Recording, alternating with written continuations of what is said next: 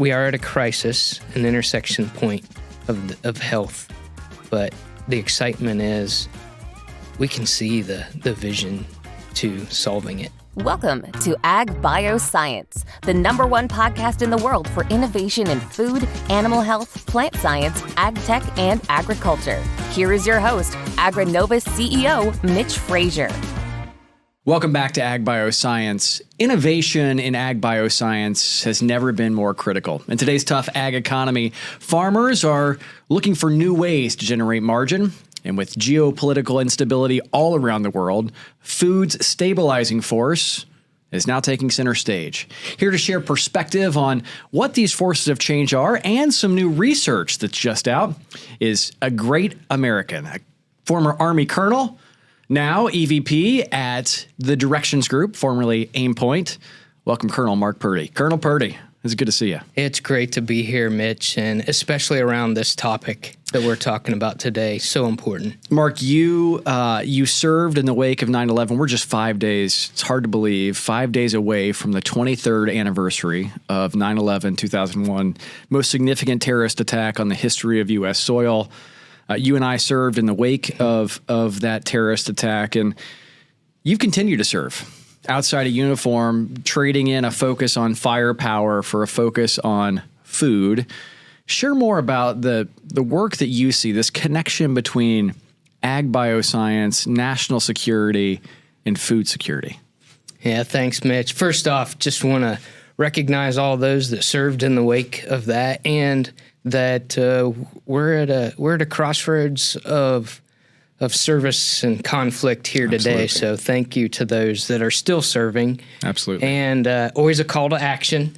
So the call to action to serve, I think about the quote of those who wait also serve. And so for our families, our spouses, brothers and sisters, if there's an interest in your family, encourage that service. And that segs right into, it was my agricultural roots that inspired service, and it was my agricultural roots that inspire what I'm doing today, which is that link of ag bioscience to national security. And we say agriculture to national security, but the bioscience really puts a finer point on that. It's our innovation. Right. It's the science that gives us that competitive advantage to feed the world, and also think about the energy and the fiber out there as well. But that's a force for good. And now more than ever, we're seeing a competitive space in agriculture and food with our adversaries. So it's ever important to statecraft. So ag bioscience, what you're doing here, what Indiana's doing, what's going on around the globe has never been more important to national security than today. Mark, we look back, you and I have talked many times about the reality of food is directly connected to national security. You see data points come out like 70% of glyphosate is produced in China. You see realities of Alfred Lewis. I'm thinking of a 20th century journalist that talks about we're 9 meals away from anarchy. And you begin to see that this economy, this food economy, the only economy connected to every person on the planet, you begin to see how these worlds connect. And these worlds are evolving. You just came out with some Farmer of the Future research. I think that was in there 5%. You estimate that 5% of farmers will produce 75% of the food. You got to talk about this evolving landscape that is production agriculture. Right. Yeah, and so those factors and predictions and modeling are based on consolidation. That consolidation that we're seeing now modeled out, but it comes down to these farm balance sheets and how we navigate that. And I think we're going to get into a little bit deeper on the research that we've done, but that idea of markets, market access, and we're seeing that today ever more than ever that the markets matter. And so how are things optimized? In that Farm of the Future research, I think the most important thing around that is the farmers are different. Farms are different. And their ability to adopt the innovation, to be able to manage the farm risk and the market access is so important. So I think how we show up for the different segments is really what's going to influence that consolidation moving forward. Not all consolidation is bad. Right. But when we see the downside of it, which we all can see that. From those that serve, the number that we have out there that serve farmers and ranchers, the numbers of folks we have to serve impacts us in our business and how we show up. And then the resiliency of the nation. We talked about national security. The numbers that we have in the ranks of farming and ranching is important too. So I think how we show up for the breadth of our farmer and ranchers is really important. When you look at that evolving landscape, consolidation driving a piece of it, but there's some pretty big forces that are driving those. You mentioned balance sheet. Just quickly, what are a couple of the other forces you see that are driving this consolidation in production ag? Yeah, we have this kind of hyper focus, and rightly so, on this year, next year. When we think about the economics, we think about trade lanes and things like that. But that's the landscape. Super important. But the things that are shaping the future and how we navigate these realities, it's really the data. How we're able at the farm gate to utilize that data to be able to access markets, to make good decisions. So data and traceability for a myriad of reasons. Precision technology is another thing that I think is a driving force behind this. And then I think one of the most exciting things is the biotech, the genetics that's out there. That's a driving force in how we get the adoption, are able to invest in the innovation to get us to those places is really important. And it goes to that other landscape dynamic. We're seeing environmental pressures, whether it's changing weather patterns of that. But I think the data, the precision tech, and the biotech and the genetics that we're seeing are going to get us there. And maybe one more that I would add is human health and the connection that we're seeing to the soil, to the seed, to the production around solving, this national and global health crisis that we're spending, $1.9 trillion in prevention. We could help people really be more productive members of society, and at the same time realize what agriculture can be as part of that. Oh my gosh, Mark, you have lit me on fire. I think, you look at what is here within the ag bioscience economy. Food is such a critical piece of it. And ultimately, all of the work that is done in ag bioscience, whether it's food, whether it's animal health, whether it's plant science, whether it's ag tech, whether it's production agriculture, all ultimately feed in to this global economy we call the food system. And you talk about this connection that is just not super clear today for many between what's on the shelf and what's actually grown in the field. The U.S. spends $1.7 billion on obesity as an example. You look at what does that actually mean, and we're talking national security and this connection to food. 20% of our kids are obese, 40% of American adults are obese, and here's the one that hits right squarely at this point. 25% of our kids from 17 to 24, those primed to serve, and the U.S. military can't meet weight standards. And you begin to see these connective tissue that is built between this reality that is ag bioscience, this reality is food. We have to drive these things together. We do.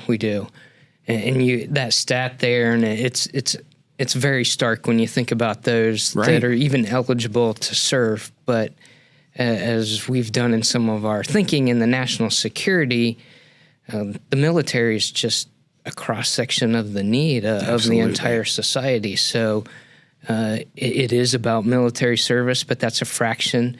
It's those that have the bodies and health to contribute to the greater economy, to be able to think in these highly technical aspects, to be able to work productive days and enjoy their lives out there. Agriculture and the science behind it. So that's what excites me. We are at a crisis, an intersection point of health, but the excitement is we can see the vision to solving it. The vision is here. The opportunity is here. We'll dig into what it looks like specifically here in the Midwest. We'll do it right after this. Agbioscience is supported by Indiana Farm Bureau. Need affordable health coverage? Indiana Farm Bureau health plans offer health benefits with options to fit everyone. Indiana Farm Bureau health plans give members a choice with multiple plans, many provider options, varying levels of coverage and deductibles, and a range of out-of-pocket maximums. Another great benefit about Indiana Farm Bureau health plans is cost effectiveness. Plans may have lower deductibles and premiums overall compared to ACA plans. And finally, all health plans are backed by excellent customer service. Go to infbhealthplans.com or visit your local Indiana Farm Bureau insurance office to learn more.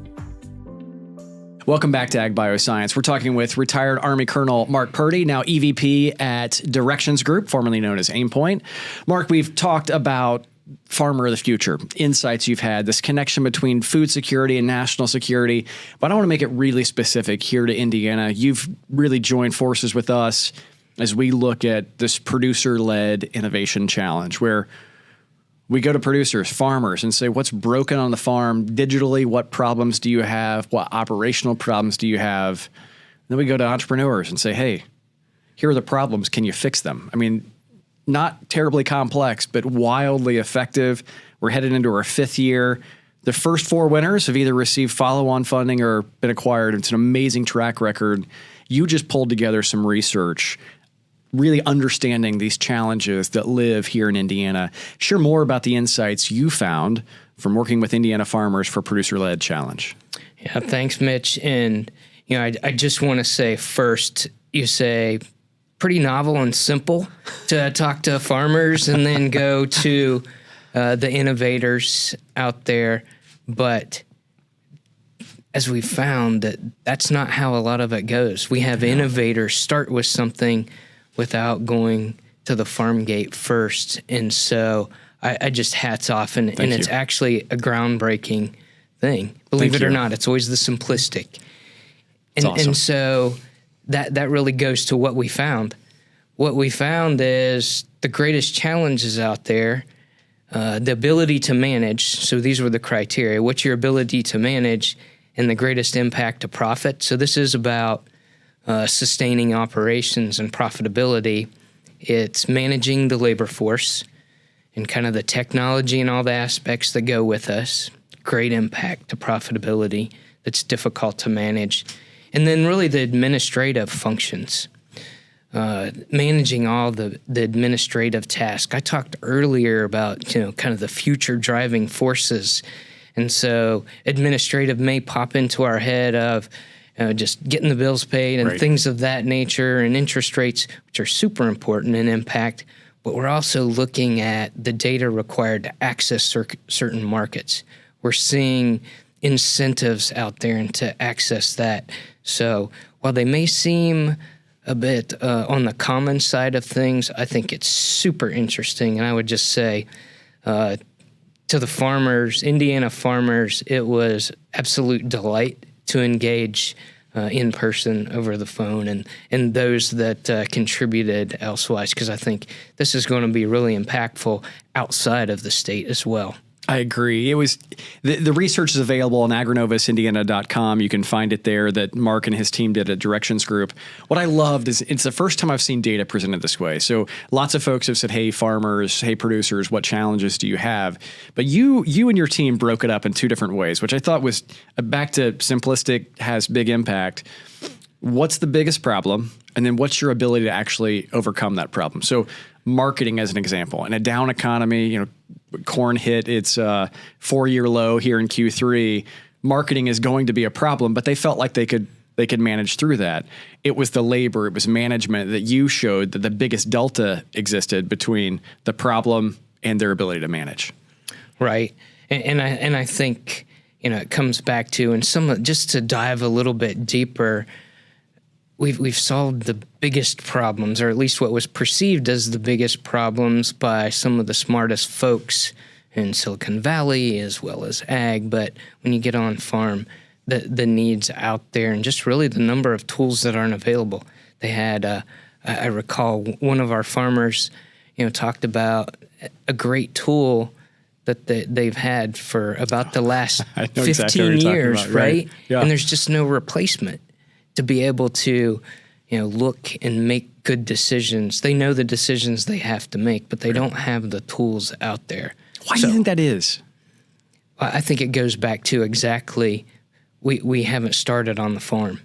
We've got to start on the farm and not cloud things with a solution. So even those that have went to the farm, I believe, and that's why, again, I can't say enough about this innovation challenge, because start on the farm, listen to the challenges from these extremely bright and business savvy folks on the farm, and then get to work. And then get to work on the solution. I think that's the reason. We've looked at things that required much more tech and that just weren't able to realize a profit in this near term. Right. Which is really, we're at a deflection point now. We talked about markets and the landscape. We've got to realize a profit here on farm and help these folks in the near term. It's a tall barrier to overcome if you're an ag tech company to actually deliver value in the same year in the expense. It just is. But austerity creates opportunity. Austerity has created many of great things in the world's history. I think we're going to see coming out of this era, coming out of this producer-led innovation challenge, coming out of this era of really a challenge time, global commodity challenge time, I think we're going to see some great things emerge on the other end. I agree. And I'll just maybe go to, what we're seeing as far as an investment landscape. Yeah, please. The investment landscape out there. So in the past, and rightly so, when balance sheets looked like they did, we've had some good times. It's always, in farming, wait a week, so morale goes up and down and the vision. But, when we've closed the books on the years, the last several years, we've had some good years. And investments had more of that 5-year, 10-year. Right. So big iron, big tech, super great things, by the way. Love big iron. Big iron. Love big iron. But I think now we're seeing those investments, those that are investing more in those near-term things.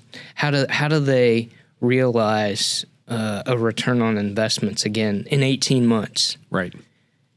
From the get-go, and they're smaller investments. I think we're going to see some of those ideas emerge out of the Producer-Led Innovation Challenge. So final numbers still being tallied, but I'll tell you, Mark, we have broken every possible record in terms of the number of people who have engaged in this challenge. More teams, more people competing for what will be a $25,000 grand prize that we'll announce coming up in December. You and your team are going to be right along lockstep with us, coaching, mentoring, guiding these innovators. Some are students, some are companies, some are professors. I mean, it's really a cross-section of everyone who cares about ag bioscience. But I am optimistic that with the insights that you gleaned, the connections we can make to producers here in Indiana, and actually getting to that 18-month return cycle, I think this innovation challenge could be a record breaker. I agree. And it goes back to the topics. Yeah, absolutely. When we didn't know, so following good disciplined research, we didn't know what we were going to get. But getting into the minds of the farmers here in Indiana, and then getting a number of their peers to respond to what was in their heads, that really got us to basic but kind of really insightful needs, which is why I think that you have the response that you have. And so I can't wait. It's the right innovation at the right time to be able to make an impact. So going back to consolidation and different farmers and different needs, I think that I'm looking forward to the results of this, because I think as I look across segments of our farmers, Right. that this one and the problem sets that we've put out to those innovators are going to have the greatest impact across the breadth. I agree. Well, I look forward to working with you on it, working with your team on it. I want to hit one more question before we wrap up. And you're on the road all the time. If you don't follow Colonel Mark Purdy on LinkedIn, wherever it is you need to, you're literally everywhere. I mean, I feel like you're in a different city, a different geography every day, talking with farmers, talking with ranchers. We're getting ready to head into harvest season here in North America. What are you hearing? Just anecdotally, what are you hearing from producers? What are you hearing from ranchers as they're heading into this fall? Yeah, it's a challenge time, of course. I think, we're seeing some, at least in the corn and soybean sides of things, yields are decent. Prices, not as much. Right. And so it's going to be challenged times. And what we're looking at, looking forward is what's our marketing going to look like into 2025? And that's where I think there's a little bit of anxiety on the horizon. But I also see that really the entrepreneurship, and you just look at whether it's our Purdue Ag Barometer and different things, right. It still looks pretty good. Yeah, there's some optimism built in. Yeah, there's some optimism in there, and I think we're going to navigate through it. So, scarcity and necessity are the mother of invention and entrepreneurship.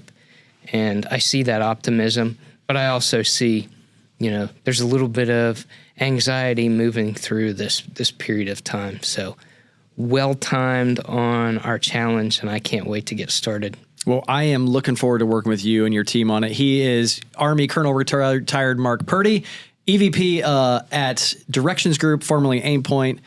Mark, just a delight to have you here on Agbioscience. Thank you, Mitch. And thank you for tuning into Agbioscience. If you want to be a part of the Producer-Led Innovation Challenge, all you need to do is go check it out on agrinovusindiana.com. There you can get all the information, download Mark's research, and understand these challenges that face American farmers, and those specifically here in Indiana. On behalf of the entire AgriNovus team, I'm Mitch Frazier, saying thanks for listening and watching. We look forward to seeing you real soon. Agbioscience is a podcast by AgriNovus Indiana, hosted by Mitch Frazier, produced by Kayla Chittister and Fabian Rodriguez, photography and design by Kaylee Kerr. If you liked today's episode, subscribe, rate, and review so we can bring you more conversations just like this. Get all episodes of Agbioscience at agrinovusindiana.com.